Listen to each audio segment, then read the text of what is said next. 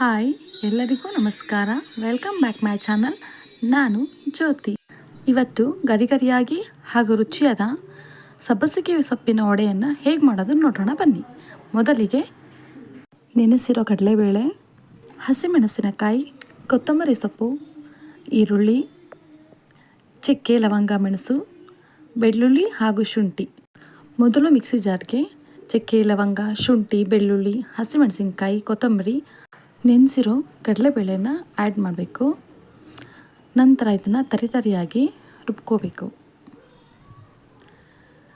ರುಬ್ಬಿದ ನಂತರ ಇದನ್ನು ಒಂದು ಪಾತ್ರೆಗೆ ಹಾಕೋಬೇಕು. ಪಾತ್ರೆಗೆ ಹಾಕ್ಕೊಂಡು ಅದಕ್ಕೆ ಸಣ್ಣಗೆ ಹೆಚ್ಚಿದ ಈರುಳ್ಳಿ, ಸಬ್ಬಸಿಗೆ ಸೊಪ್ಪು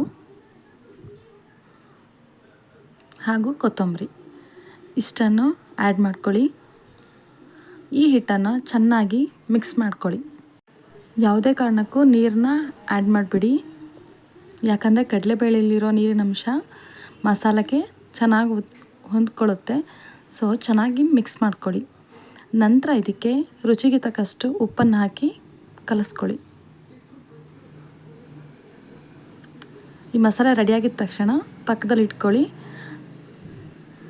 ನಂತರ ಒಂದು ಬಾಣಲೆಗೆ ಎಣ್ಣೆನ ಬಿಸಿ ಇಟ್ಕೊಳ್ಳಿ. ಮಸಾಲೆಯನ್ನು ಚಿಕ್ಕ ಚಿಕ್ಕ ಉಂಡೆಯನ್ನಾಗಿ ಮಾಡಿಟ್ಕೊಳ್ಳಿ.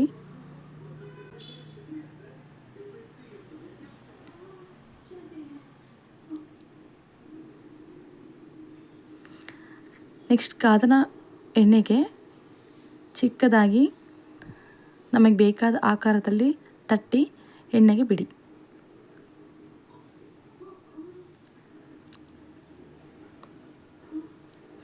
ತೆಳ್ಳಗೆ ಮಾಡ್ಕೊಳ್ಳೋದ್ರಿಂದ ನಮಗೆ ಗರಿಗರಿಯಾಗಿ ಸಿಗುತ್ತೆ.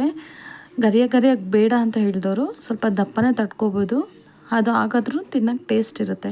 ಹಾಗೆ ನಿಮಗೆ ಸಬ್ಬಸಿಗೆ ಸೊಪ್ಪು ಇಷ್ಟ ಇಲ್ಲ ಅಂತ ಹೇಳಿದವರು ಅದನ್ನು ಸ್ಕಿಪ್ ಮಾಡ್ಬೋದು. ಬರೀ ಕಡಲೆಬೇಳೆ ಹಾಕಿ ನೀವು ವಡೆ ಮಾಡ್ಕೋಬೋದು. ಸಬ್ಬಸಿಗೆ ಇಷ್ಟ ಇರೋರು ಅದನ್ನು ಆ್ಯಡ್ ಮಾಡ್ಕೊಳ್ಳಿ, ತುಂಬ ಚೆನ್ನಾಗಿರುತ್ತೆ. ನಂತರ ಇದು ಗೋಲ್ಡನ್ ಬ್ರೌನ್ ಬರೋವರೆಗೂ ಫ್ರೈ ಮಾಡಿ. ಎರಡೂ ಕಡೆ ನೀಟಾಗಿ ಫ್ರೈ ಮಾಡ್ಕೊಳ್ಳಿ. ನೀಟಾಗಿ ಫ್ರೈ ಮಾಡಲಿಲ್ಲ ಅಂದರೆ ಒಳಗಡೆ ಅಷ್ಟು ಬೆಂದಿರಲ್ಲ, ಚೆನ್ನಾಗಿರಲ್ಲ, ತಿನ್ನೋದಕ್ಕೆ ಹಸಿ ಹಸಿ ಅನಿಸುತ್ತೆ. ಸೊ ಹಾಗಾಗಿ ಎರಡು ಕಡೆನೂ ನೀಟಾಗಿ ಫ್ರೈ ಮಾಡ್ಕೊಳ್ಳಿ.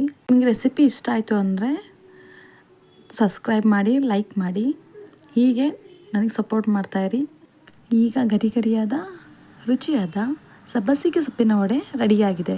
ಸೊ ನೀವು ಟ್ರೈ ಮಾಡಿ, ಟೇಸ್ಟ್ ಮಾಡಿ ಹಾಗೂ ಕಮೆಂಟ್ ಮಾಡಿ ಹೇಗಿದೆ ಅಂತ. Thanks for the watching.